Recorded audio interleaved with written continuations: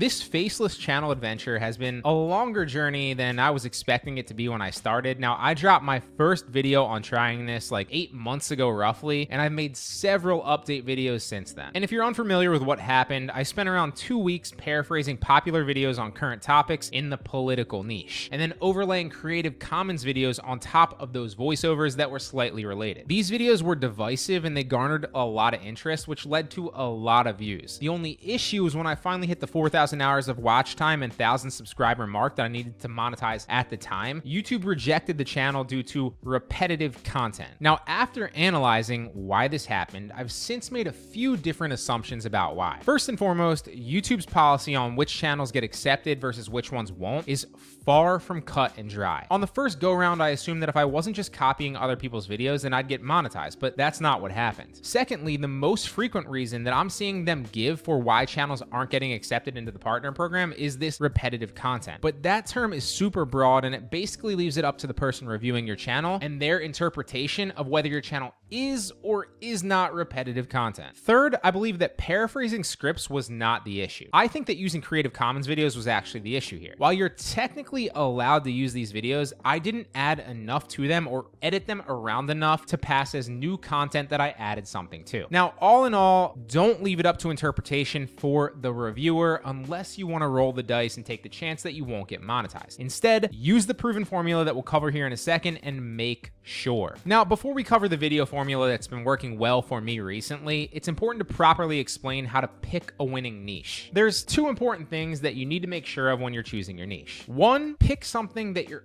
already interested in and or are skilled in as well, or at least know a lot about. Now, this will give you a leg up on other people making the same videos within that niche that might not know as much about the topic as you do. Plus, if you enjoy the topic, then making videos on it won't seem like work. It'll seem like fun. And secondly, it's crucial that you do some niche research before launching a channel. Don't just pick a random thing that you think will work or a niche that you see other people doing. That's a surefire recipe for failure. For example, you might see another channel that's blown up recently or getting a lot of views in the dog breed niche, right? Or the analyzing a specific stock niche, to name random ones that just popped in my mind. But that does not mean that it's a good one for you specifically. For every channel that you're seeing that's successful, there's a high likelihood that there's hundreds or even thousands that are not. And you're not just going to get suggested the ones that are failing because their videos are dead in YouTube's algorithm. So chances are the only ones that you're seeing are the successful ones. Instead, you want to come up with a few different ideas for niches, maybe 5 to 10 to start, and then literally search YouTube yourself for your competition. Find as many channels as you can that are possibly making videos on those topics. Are those channels successful? Are they doing well? That's important. Is the landscape too saturated? Are there a ton of channels barely getting any views? I'd rather chase a niche with tons of interest that's slightly more competitive than a niche with no competition, but the only reason for that is because there's not much interest. Ideally, you'd find a niche that has interest and channels pulling decent views, but isn't oversaturated with hundreds of channels to compete with that you're also interested in or at least know something about to start, right? That's the perfect storm. But obviously, this is an art, not a strict science, so use those parameters as a guide when you're trying to pick your niche. And don't get caught up in analysis paralysis, right? Pick one, try it. If you fail, you can always move on and try something else. Then, once you have your niche, it's on to building a system that allows you to pump out high quality videos very quickly. In the past, I've tried the volume approach using AI tools that do pretty much everything for me, and this can work, although it's not the most optimal way to go currently in my opinion. I used to use AI voiceover tools, but none of them really do the same job of relating to the audience that a good human voiceover will do. There's no substitute for that good human voiceover. It's going to engage the audience a lot more. It's going to keep them watching, especially on a Faceless channel where there's really only two components that a viewer experiences, and that's the video graphics and the voiceover. Connecting with the viewer via a good voiceover that has normal sounding human inflection points and speech patterns is crucial in my opinion. I also used to use AI tools to do video graphics, right? Like Pictory, for example. And this tool is really cool and it can definitely work. But I think there's better ways to go about it now. While tools like this can make videos super fast and super easy, you'll be sacrificing video quality. And one thing I've come to realize on YouTube is quality is